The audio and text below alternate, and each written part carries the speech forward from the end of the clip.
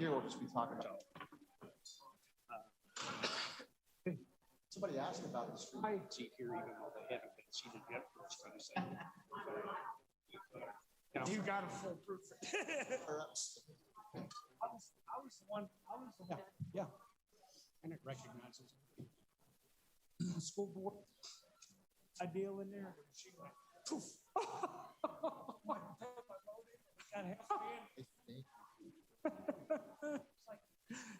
Third person to vote. Tell you what, just put them right so that way it's 6:30. You can put them on the table. They didn't. Oh, we did, Jim. It's called. So don't worry about it. So, oh, okay, that's fine. We'll just get started. Oh, yeah, but that's what I thought you'd know. He'll be here at 6:30. Okay. Here's your shirt. Okay. Yep. Yeah, that's. Yeah. And you make cactus, right? Yeah. Because you said tan. I was like, I don't think they make tan anymore. Well, Cactus. yeah. Well, some people think the khaki is material, not the color. Yeah. But they're brownish. Yeah. I want tan jeans. That's fine. Because I'm a jean person. That's good. No, that's good. So jeans work day and day in and day out and whatnot. So yeah, I rushed. I knew I was. Yeah. That's a good thing. Remember to speak into the mic. All right, I'd like to ask everybody to go ahead and take a seat and we'll get started.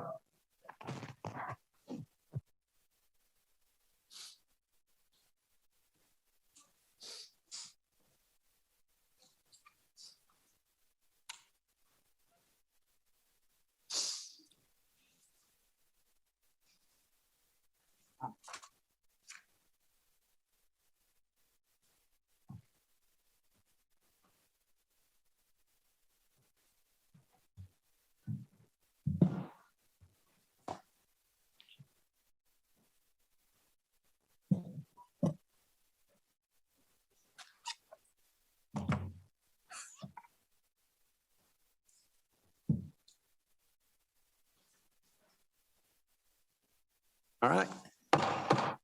Okay. I'd like to call the meeting to order. We'll start with roll call. There's one thing that's a little bit different. We have a couple of the new commissioners that are seated. They'll actually be sworn in at the meeting coming up at 6:30, but their predecessors are not here. And mainly what we're discussing is budget issues, which are things that they need to be aware of. So I've offered them seats at the table a little bit early so that they can be here. So we will call their names during attendance as well. So let's do roll call. Commissioner Allen, Here. Commissioner Norwood. Is he absent? He'll be here. He's thinking it's Tuesday. Okay. He's on his way. And then Commissioner Zell here, Commissioner Waddell, absent, Commissioner Stallings, Here. Commissioner Orr, Here. Mayor Pinkinen. Here. Okay. And then So we have Commissioner Siragusa here. and Commissioner Roberts. Here. Okay, thank you. Okay, item number 2, at the commissioner's request, discuss any item of concern on the rescheduled regular session agenda of May 3rd, 2021.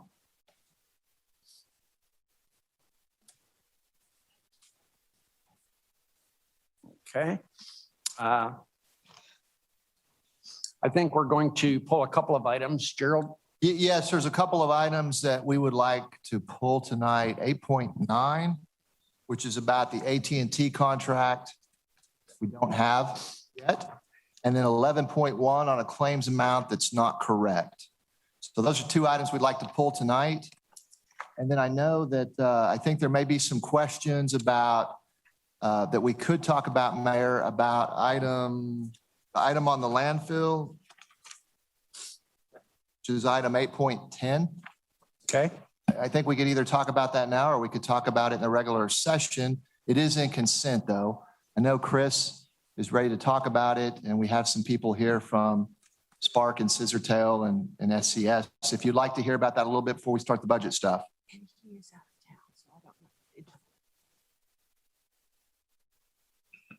Oh, okay, yes, yes.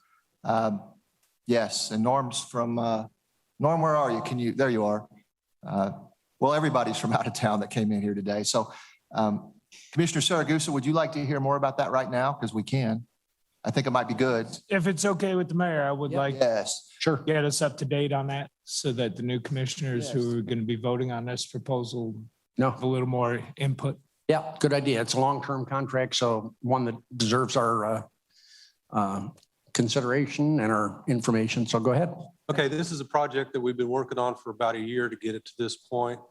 We've not been in a hurry, been rather cautious at first because it sounded too good to be true. But what I'd like to do is I'd like to have the team address your questions, give you a little overview of what they plan on doing and take it from there. Okay. What agenda item is this again? 8.9. 8.10, I believe. Yeah, 8:10. I'm sorry. Thank you. Commissioners, Yes, sir. Norman Herrera with Spark Renewables. I'm joined here by Wade with SES Engineers. Just to tell you the story about this project, SES Engineers was provided an opportunity to respond to a request for proposals related to emissions at the landfill. The SES was selected as the engineer of record to provide recommendations back to the city on how to avoid and address those emissions happening at gas probe 6 and gas probe 7. One option to do that is the option that we've presented to you in previous meetings, and that's really what's called a gas collection and control system, which collects the methane through a system of 52 wells and 7 wells along the leachate collection area, which is really collecting that gas through a system of blowers, headers, and suction pressure to a centralized location. That centralized location then takes something that's biomass and biogas. So the biogas that's produced at the landfill is not pipeline quality gas. So our team would do 3 main things: collect the gas through the gas collection system, take that biogas and turn it into pipeline quality gas. And then thirdly, we would install a pipeline to One Oak, which is adjacent to the landfill itself. So those are the 3 things that are part of our agreement. It really does the main thing that SCS was brought on to do, which is address the emissions and the exceedances of methane from the landfill. Only that what we did is take an approach that's been done already today in Oklahoma City at 3 landfills in the metro area, as well as a landfill down in Ardmore. We're taking gas that's being accepted by One Oak, sold at an index price for that gas. And then in exchange for the use of our land, your land, in exchange for the probes, the wells, the collection system, the compressor, we would pay a royalty for the leasehold of your area of land that we're using. So do appreciate your interest in the project. It's pretty exciting. What I was mentioning to Chris and the city manager is that we anticipate beginning work already next week with visits with your staff, as well as potentially circling on your calendars 4th of July of next year as a potential target when we believe that we can be in service. So here to answer any questions. If anything I can't answer, I know Wade can help or the city engineers can help with. I have a question. Do you have a contract or a copy of your contract with One Oak? With One Oak, it would be a facilities agreement and it's in draft form. So we would have a facilities agreement that allows us to tie into their system. Okay. Then secondly, Commissioner, if you allow, we would enter into a gas sale agreement with a third-party marketer that would allow us to transport that gas on the interstate line to the point of sale.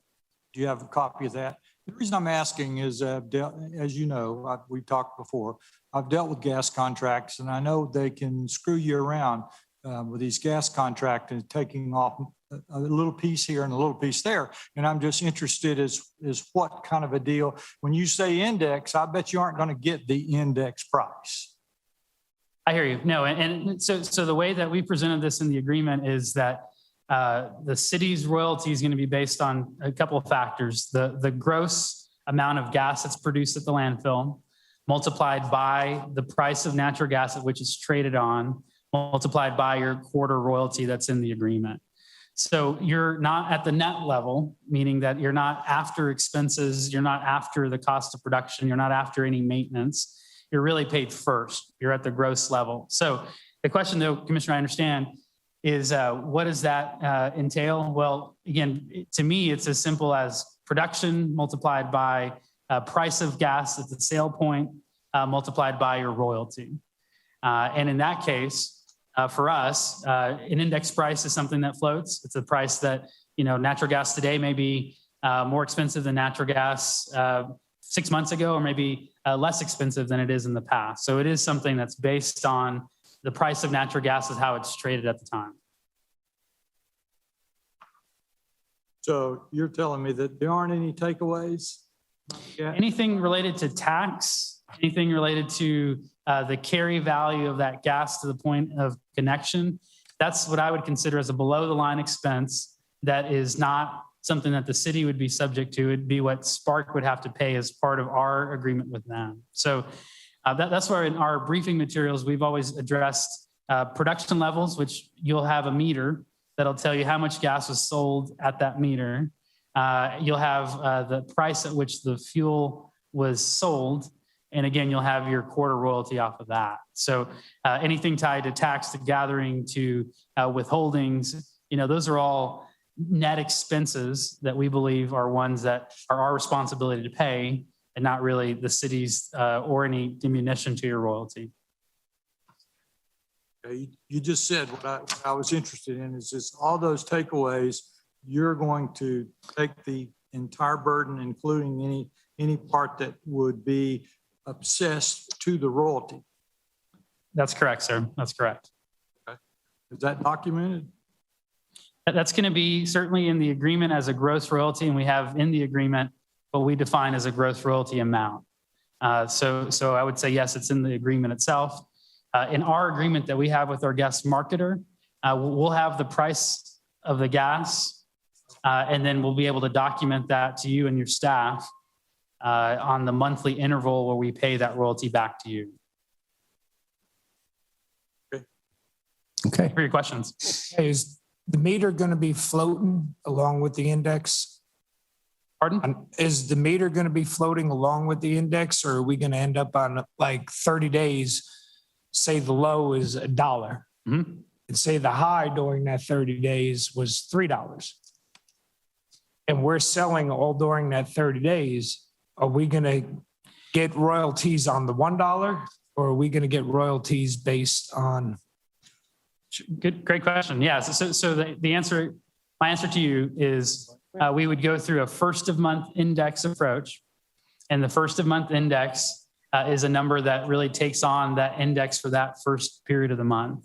And then every month that index changes from month to month. So it's the index at the price of that first month. So whatever the price is on day one, that's the price for the rest of that month. Correct. And it'll be reestablished on day one of the next month. Oh, correct, Mayor. Okay. Yeah. All right. Others? Well, ladies and gentlemen, my summary to you again is municipal landfills are the third largest human cause of emissions that are man-made. You have that problem today in Enid.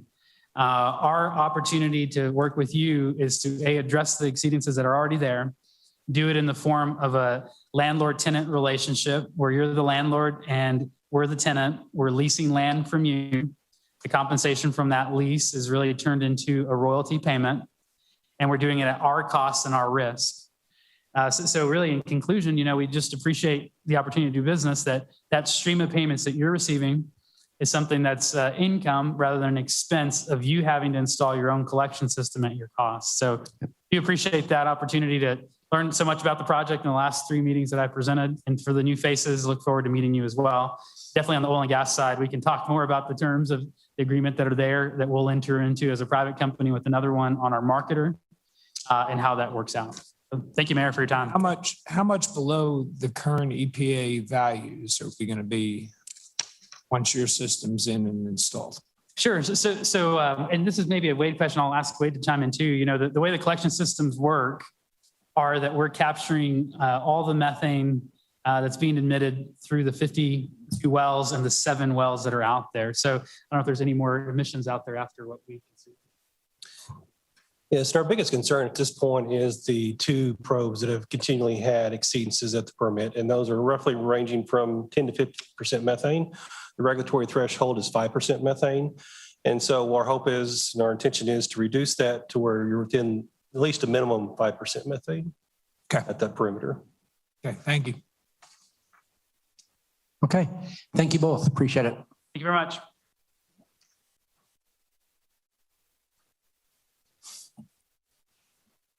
Okay, item number 3, study items, what you've all been waiting for. Budget presentation. Come on. Go ahead. Good evening, Mayor and Commissioners. Yep. I'm Jennifer Smith. I'm the accounting manager. Erin could not make it this evening. She would normally do budget presentations, but I'll be doing those all throughout the next couple of weeks. So first I want to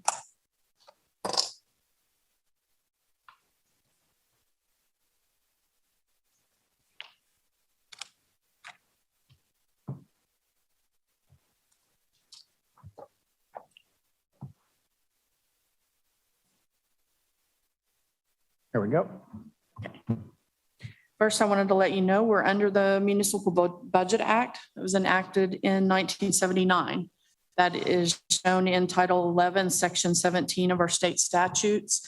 And that is where the following timeline is required from. So we have to present the budget to the governing body 30 days prior to our fiscal year. Budget hearing 15 days prior to our new fiscal year. And the budget hearing advertisement has to be 5 days prior to the budget hearing, and budget approval at least 7 days prior to the new fiscal year. And we usually try to bump that up 30 days and do that in May, since the resolutions don't take effect for 30 days.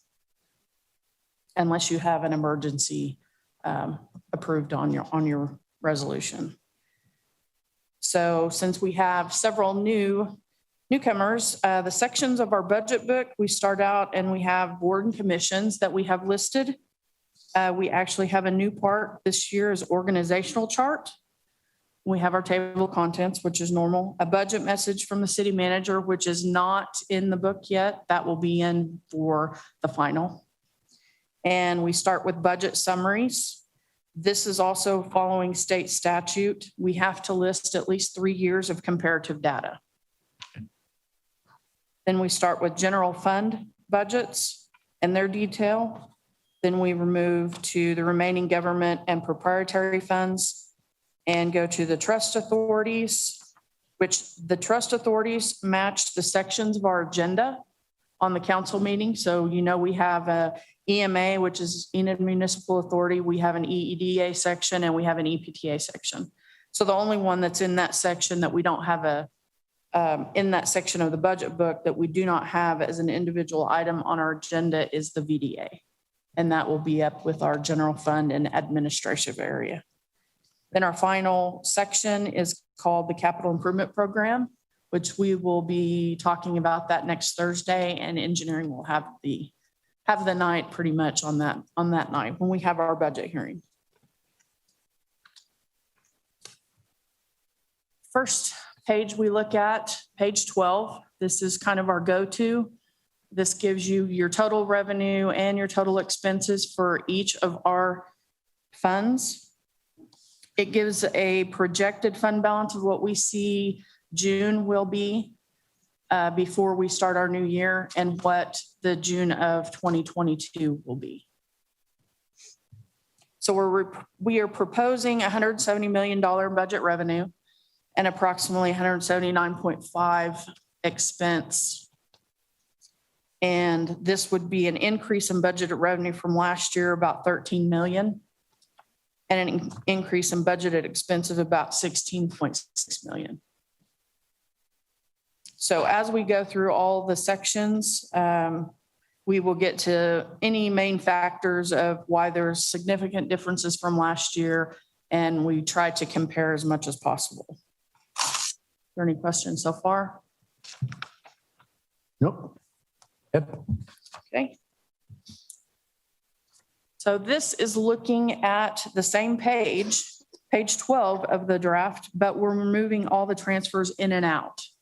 So a big portion of what entails in our budget on revenue and expenses shows kind of double in certain areas because we transfer from one fund to another. So this looks at everything without any transfers. So what we showed on page 12 that we looked on the last slide of 170 million in budgeted revenues, we're actually looking at 100 million.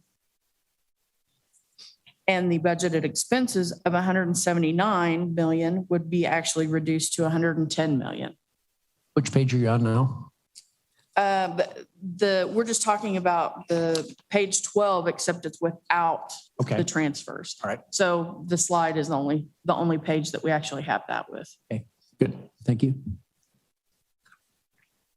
So our main, Jennifer, you might explain that just a little bit more. The budget overall, as we looked on that previous, I guess, page 12, like, wasn't the total budget something like 179 right, million? the budgeted revenues we had was 170, but when you take out all the transfers or the duplications between, because sometimes it shows in revenue in both funds, if you take out all the transfers, it's 100 million instead of that 170 million.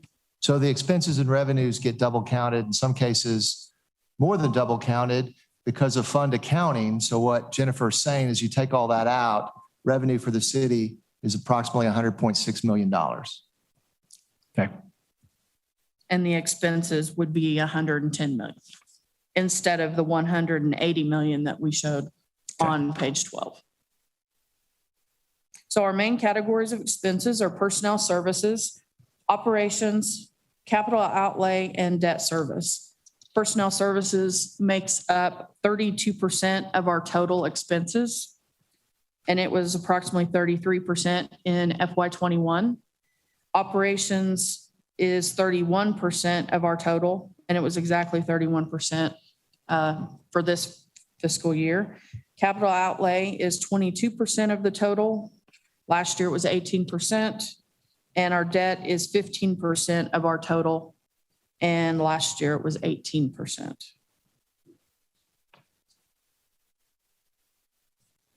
So this is looking at the surplus and deficits for each fund. Overall, we have the 9.5 million deficit, just like the page prior showed. General fund, the fund balance is projected to end at approximately 18 million. So there's enough to cover our deficit going into the next fiscal year.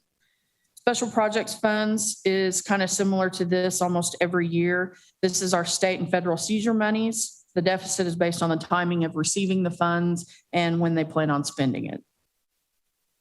And they have plenty of fund balance to cover their deficit also. Airport fund is 115,000 deficit. This is going to be covered by fund balance from prior year fuel sales. And that's so we can complete some small maintenance around the 17 series hangars and purchase a GPU, which is a gas powered unit when they move the airplanes around. In EMA, this is a little higher than we normally see. And this has to do with the transfers that we do to all the capital improvement program funding. Almost all of the funding comes from EMA. And so when you do more projects or you set and budget to do more projects, you're obviously going to have to use some fund balance on that. Stormwater right now it is based on a transfer, and it is transferred exactly what is billed on the utility bills. And right now it is set for $5.08 currently for a residential customer. And our capital project escrow fund, this is the specific fees collected through development related to specific basins for stormwater improvements. The actual projects are done and completed in the stormwater fund itself. So when there is monies that has built up enough in the escrow fund for a specific basin, they can transfer money from the escrow fund to the stormwater fund to cover those projects. But it takes a while to build up those, and it has to be in the specific basin they actually collected the fees in. 911, police and fire fund, they all are projected to end with a balance to cover the deficit. Fire actually has a surplus. Oh, what was our deficit last year? So last year.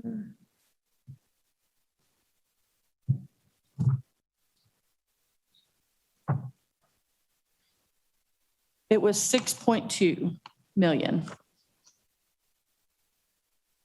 And that's actually on the next slide. Any other questions on this? And we'll move to the next slide. So you'll see the, when you look at removing the transfers in and transfers out, we already talked about the FY22 budget. FY21 budget originally had revenues of 156.5 million, but when you take out the transfers, it changed to 95.9 million. And the expenses were 162.8, but they were reduced to 102. And that gave a deficit of the 6.2. So a difference of 3.3 between the 2 years. Any other questions on that?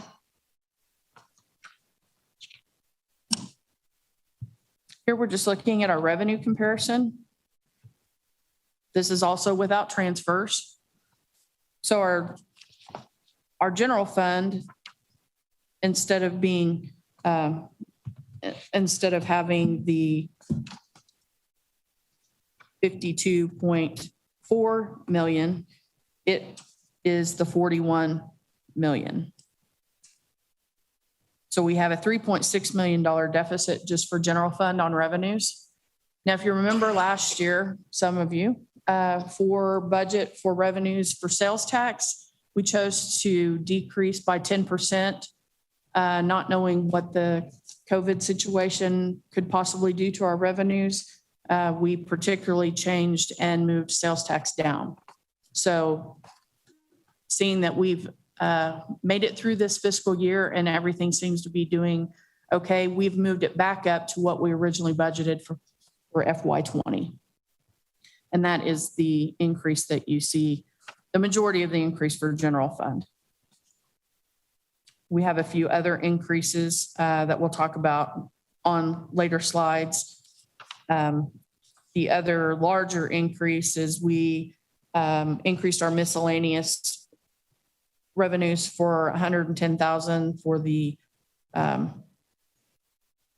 bank purchase. So the rent that would be coming in. So EMA, we have an increase of 400,000. 100,000 of that is an increase in stormwater fees, and that's just historical averages. We're very conservative when it comes to increasing any revenues at all. We have a 3-year average and a 5-year average worksheet that we look at and analyze fairly closely to decide how we're going to budget revenues. So the other 300,000 for EMA is we foresee, we have a truck lease for solid waste, trash trucks that are coming up, and there's a buyout. So we pay a balloon payment, but we turn around and we get to receive because we sell the trucks back. And it's usually approximately the same amount as what our balloon payment is that will be in July. So that's the increase for EMA. All the other remaining funds really are not that large. We have some increase in EECCH, which is our event center, and CDBG. They have some more grant allotment and a little bit of prior year funding. And then we have EPTA that has some CARES funds to spend. So that's really the only other significant revenue increases. Any questions? Nope. Okay, now we'll look at personnel, which is one of our categories. And we do have an increase this year. We're overall 12 positions up, 11 full-time, 1 part-time. 2 of the full-time positions, we have added our temporary One is for training purposes and one is they needed to fill the position because they were out for a workers' comp issue. And we do have one part-time for communications. It's a web manager. We have one full-time in code. That's an increase for administrative assistant. Parks and Rec, we are increasing one seasonal groundkeeper. And street, we increased 4 full-time equipment operators. They did a big reorganization this fiscal year and have changed some positions and what would work better for them for efficiency. Tech services, we added a plumber, AC specialist, and that was the one for cross-training for a future possible retirement coming up. And 911 had no change, but they did a pretty good reorganization for them. Fire, we have one new full-time, a network technician.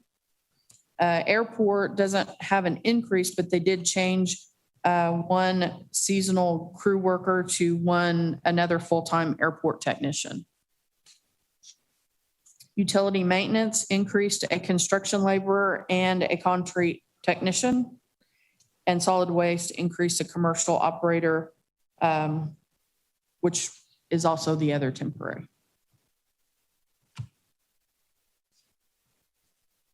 Our operations comparison, this is totaling our maintenance operations and our contractual services together. And general fund, we'll go over the detail for general fund when we go over our departments. But that is not a very large variance when you see that you're adding 11 people. Only 6 are in general fund, but they'll have to have vehicles and things like that on those kind of expenses. So the only other increases we really have in most of the general fund, we have some increases in utilities, computer software, and vehicle expenses. EMA will also go over that next Tuesday evening when we go over the details for EMA departments. And all other funds we will discuss as we get to those. But water is mainly to catch up on some water cut concrete repairs. We've never had that budgeted in the water department before, or the water capital improvement fund. And we've added some money for inspecting the water towers and storage tanks. Our EECCH are increasing their revenues, which also makes their expenses increase also. And then of course, CDBG and EPTA with their grant funding, it would, if it doesn't come in, it's not spent, but when you have it coming in as revenue, you increase your expenses. So overall increase of $2.3 million, approximately 7%. In our operations sections. Next, we'll look at capital outlay. Increase in funding and capital outlay over the current year, 5.7 million. And the majority of that is our capital improvement funds. Total for our capital improvement program increase is $5 million or 36%. The movement between the funds is based on the projects and the priorities for the current year. We anticipate future grant funding to cover some of the deficits that we showed earlier. We have the grant funding is supposed to cover infrastructure, but we're not sure of the timing and how long it will take to get those things, so they are not currently in the budget. The remaining funds, we have an increase of $545,000 in capital outlay. EMA increased capital replacement by $349,000 from last year, which that's where we spend, we purchase our trucks and equipment and things like that for our EMA departments. And their number one priority for that $349,000 increase is for a solid waste piece of equipment, and it costs about $290,000. So that's the reason that it increased so abruptly. EPTA, of course, has their CARES money to spend, and there were a few small decreases for capital outlay, but nothing.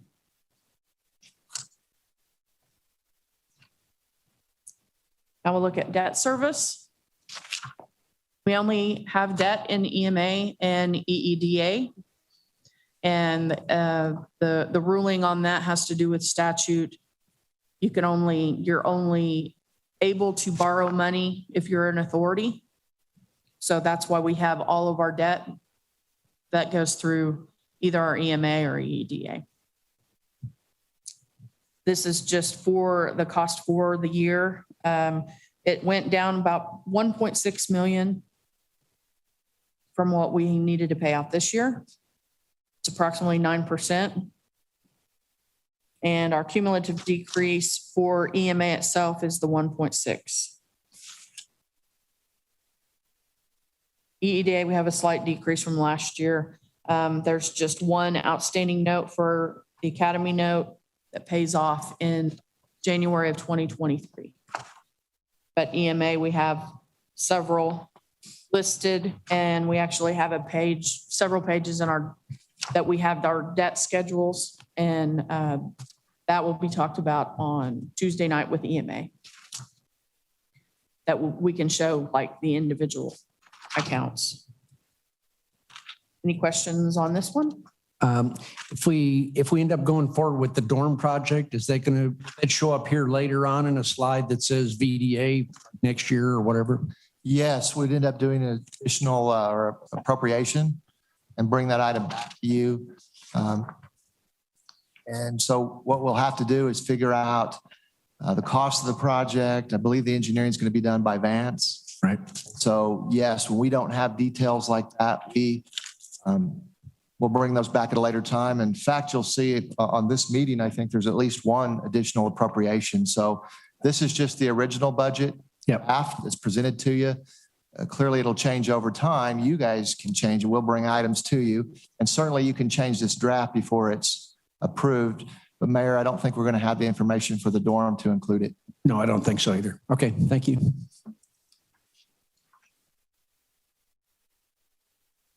Any questions before we move forward? There are 22 funds that are budgeted for the city. Tonight, we just wrapped up the overview of the budget in full, and now we will discuss the following highlighted in yellow: general fund, health fund, VDA, CDBG, sinking fund. Those are what we'll go over for the rest of the evening. The 5 funds are what we'll go over tonight. Tuesday, May 11th, we will cover the 10 funds identified in blue.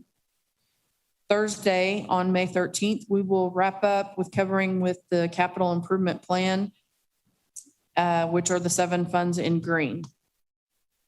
And that's also the night we will have our budget hearing. Okay.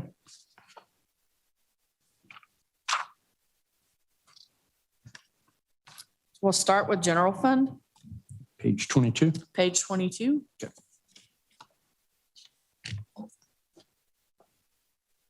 So here we're looking just at revenues. And these are without transfers. Our transfer from EMA that usually shows at the very bottom is not included in this number. So sales tax is our biggest increase. And that's what we discussed before. Last year, we budgeted low. We are back up and increased 11% to get it back up to where we think that we will be. We are projecting to end this fiscal year approximately 36.9 million. So we think that we won't have any problem hitting our 36.2 for next year. There's a group of police fines.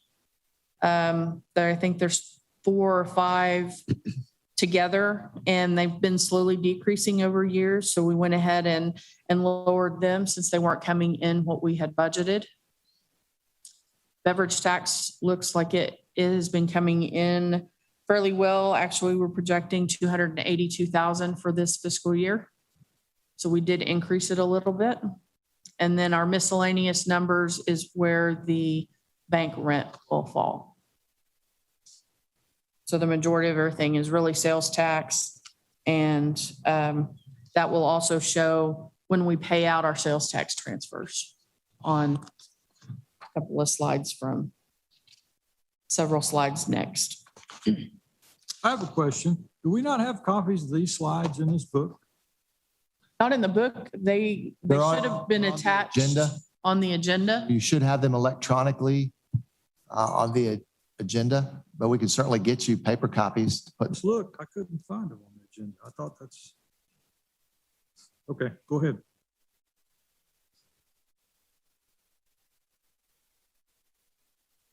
So now we're looking at general fund expenses. Our three categories, again, personnel, operations, capital outlay. And overall, we have an increase of 2.6 million or 5%. But the biggest section of that is the sales tax being budgeted back up. So therefore, we have to transfer it out in our sales tax transfers department. So personnel, we have an overall increase of 751,000.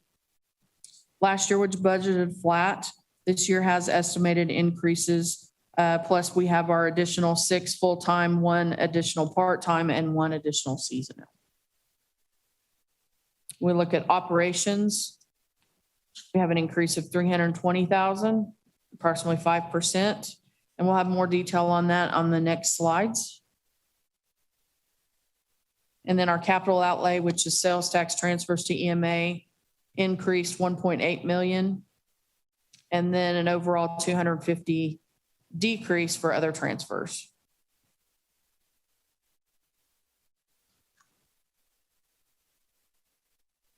So another slide on our expenses. What we're doing on this one is looking at department totals. So our operational departments, the capital outlay is broken down into different departments on this slide compared to the last one. So operational departments are all up in one group. Then we have our general fund transfers, our sales tax transfers, and then our capital replacement, which this is what we talked about on the EMA side. This is the general fund side where we purchase our equipment and our trucks and any special tools or computers that are over $10,000. So we have an increase in operational of 1 million. The general fund transfers are actually down 250,000. The sales tax transfers is showing that 1.8 million, which is the 11% due to sales tax, showing sales tax back up. And capital replacement, we just have a little over 23,000 higher than what we did last year. So our operational departments is 30.89% of the general fund total. Our general fund transfers is 33.57%. That houses golf, EPTA, police, fire, and then the small amount we send to VDA to cover the expenses for that. And then sales tax transfers, that is 33.3% of the general fund total. Capital replacement is just 2.24% of the general fund total. Those percentages are very similar to what we budgeted for this year. So the operational departments includes both personnel and the operations expense that we talked about on prior slides. And 751 of that was all in personnel of the increase. Any questions on that? I have a question. As far as the projections that we see, are the projections based off of just what happens here locally in our economy here locally, or is it a combination of what goes on nationally, or how does that work as far as coming up with the projections, the physical year coming up?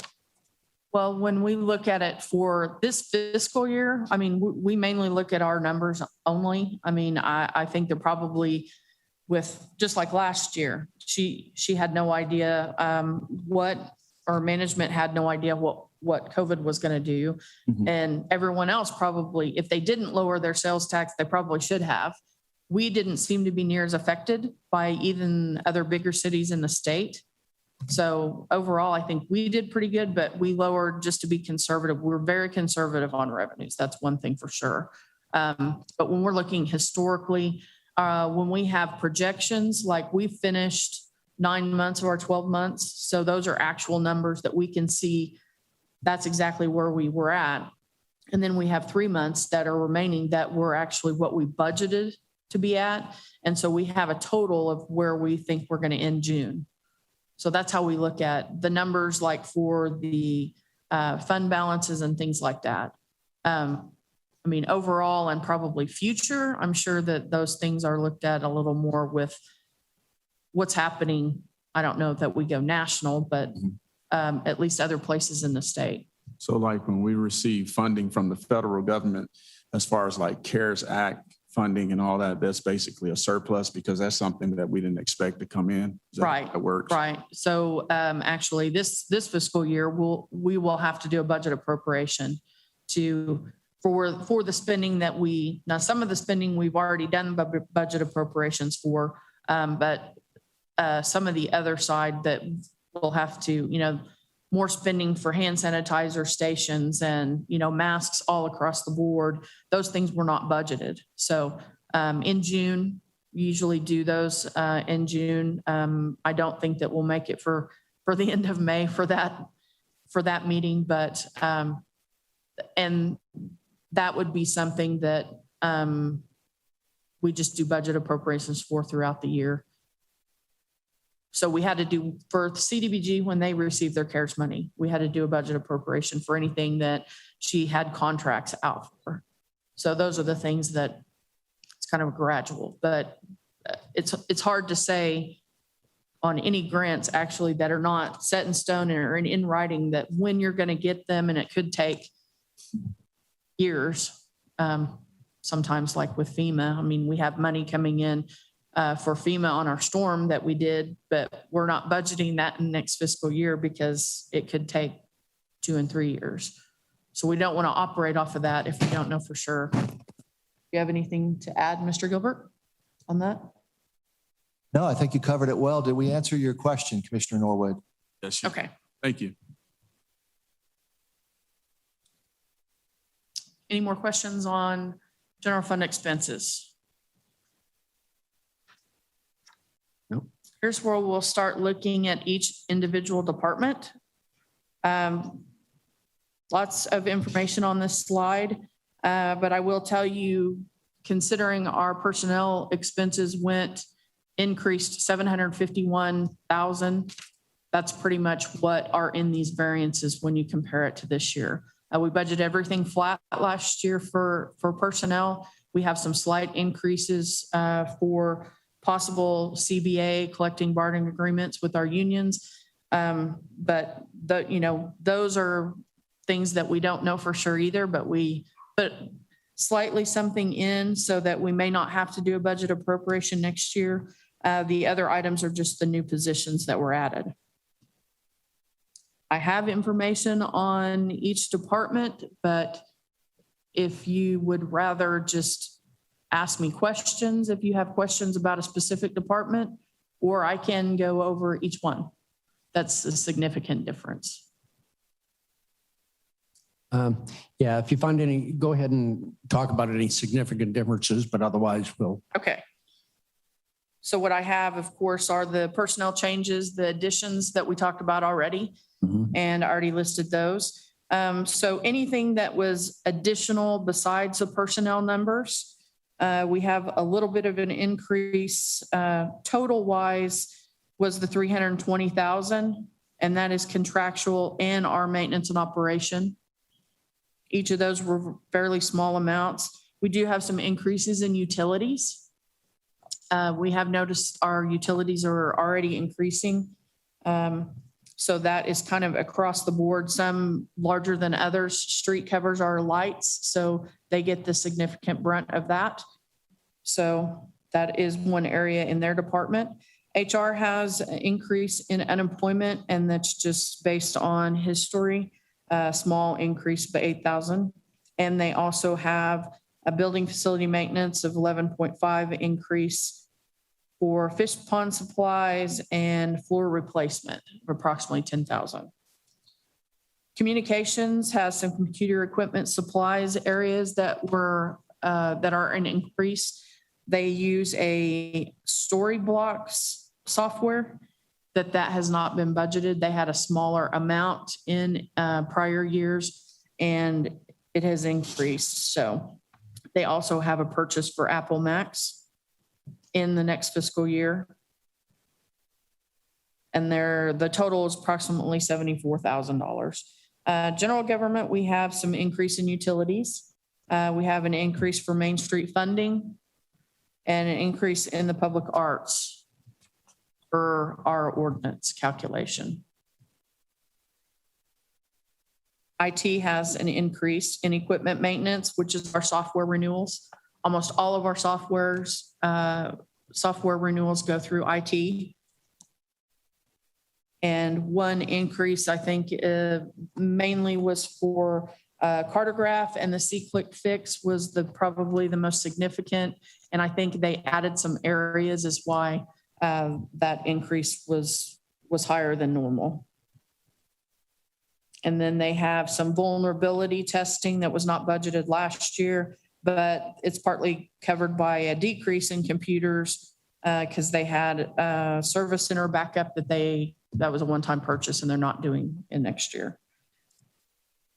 Community development actually has a negative variance of just under 5,000. They get a historic preservation grant, and it was actually decreased from what we normally get. It's approximately 20,000 total grant expense decrease. It's still in there. It just dropped to about approximately 1,800, and then we have our share that we have to pay. Parks and Rec has some increase in utilities of approximately 7,000. Chemicals, and they have a 25,000 increase in miscellaneous, which is where they pay for their events, and they're doing more events and they're doing more at those events. Then they have an increase in donation expenditures, the Dillingham Gardens, and half of that is paid by donation. Street has approximately 50,000 in utility increase and about 63,000 utility vehicle maintenance. And we've noticed that is something that's also, instead of just fuel prices going up. So we did put in fuel prices. So across the board, their vehicle expenses are increased across the board. Tech services increased their building facility maintenance, and their vehicle maintenance has also increased. And library has 19,000 in there for computers for staff. They had several that were definitely very old, and so they're trying to get them all cut up with computers. Okay, thank you. So now we're looking at our general fund transfers. Transfer for police has gone down. And that police and fire transfers are based on their funding formula and their planned capital expenditures. VDA transfer is the same. Golf went down just a little bit, and that was just because we got to increase some of his revenues because he's been doing very well at the golf course. Good. And transit, we decreased it just a little bit, kind of to even it out, but also she has the CARES money that she will be spending this year. And then EEDA is budgeted the same. Any questions? Nope. Okay. Now we're looking at our sales tax transfers. This is what we've been talking about almost every slide. So a total of almost 1.8, 11% increase. So the revenues that show for each of these items, the full amount is transferred out to EMA. So just because we have a higher increase on sales tax doesn't mean that it's a full amount increase for us, because we have to turn around and send that same exact amount out on these two specific accounts. So there's a full 1 cent for EMA capital debt and a full 1 cent for the call light program in this department. These are a list of equipment that was submitted. Requests vary from year to year. This department is on page 82. In this particular year, all requests are currently budgeted and only making an increase of 23,000.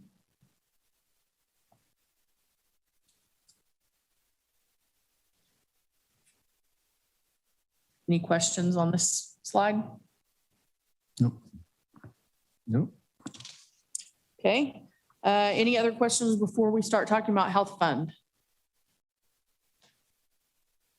Nope, go ahead. Nothing? Okay. Health fund is on page 89. Health fund is an internal service fund when you're looking at our audit, and it's listed under that. Internal service funds are established to finance, administer, and account for departments or agencies of a government whose exclusive or nearly exclusive purpose is to provide goods or services to the government's other departments on a cost reimbursement basis. So we're fairly close to where we were budgeted for this year. We have a balanced budget. We had a balanced budget last year, approximately 5.7 total million in revenues and expenses this year. And it was approximately 5.8 million last year. We have a projected fund balance of ending for 3.8 million. Numbers for the budget year are analyzed based on two factors: City of Enid past claims history and industry trends. This is looking at just the health fund revenues. So we have a decrease in revenues of approximately 140,000. Revenues starting 2018 was about 5.4 million, 2019, 5.4 million. 2020 was 6.2, 2021, 5.8, and then 2022, we're projecting 5.7. Now, a lot of this is the transfers from all the other funds that we have for each employee. So the employees have contribution, which goes into the employee contribution line. And then general fund and enterprise is what is transferred from each individual department to cover our health fund.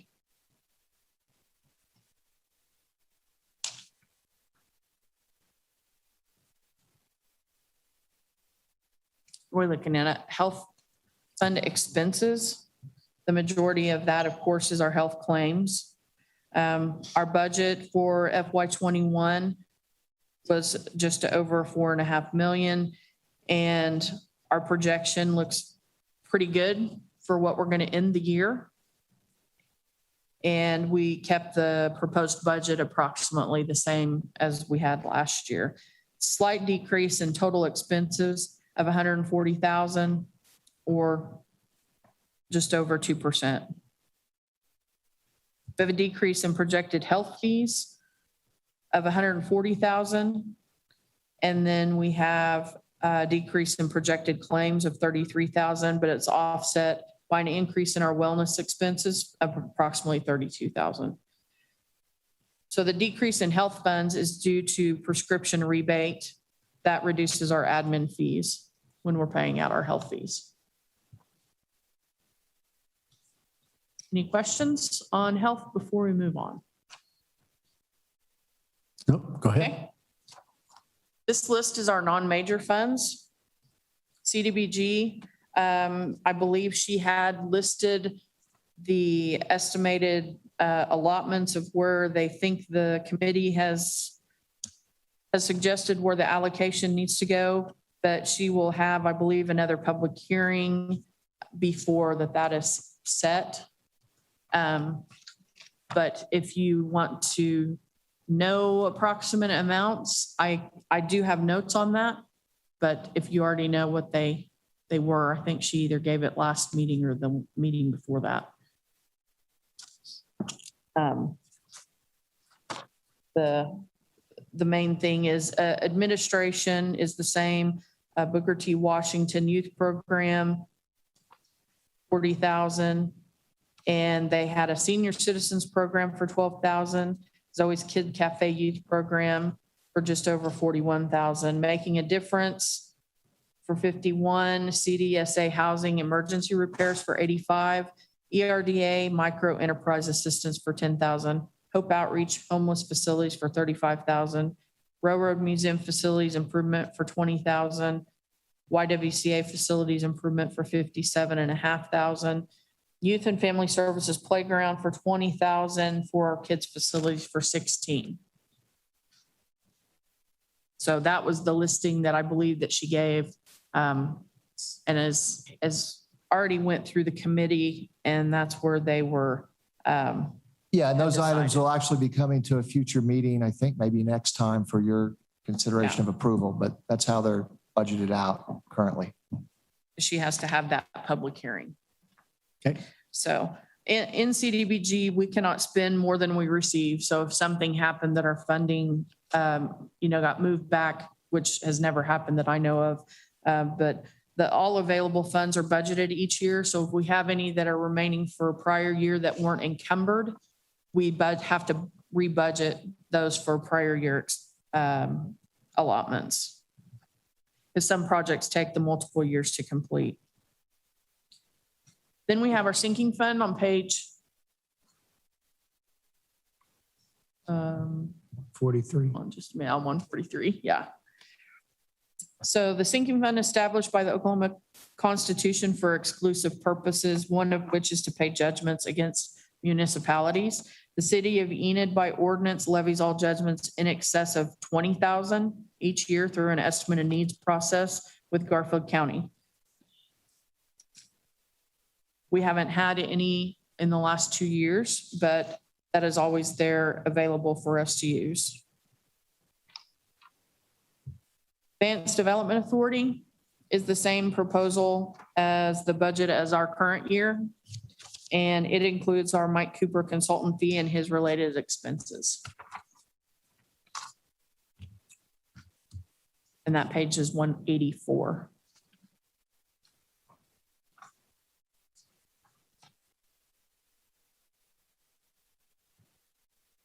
Any other questions? Nope. Okay, we'll meet again on Tuesday and discuss EMA and police, fire, airport, golf. And I believe EPTA, there's a total of 10 that we'll talk about on Tuesday. And then Thursday will be our capital improvement program funding. The majority of that will be discussed by Chris in engineering, so. Good. Okay. All right.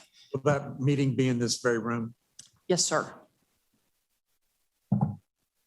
Gerald, let's go ahead and print off copies of the slides that are going to be shown, so we're not flipping. You betcha. Yeah. We'll do that. Thank you. All right. Okay. Item number 4, we're going to adjourn. We'll see you back here at 6:30.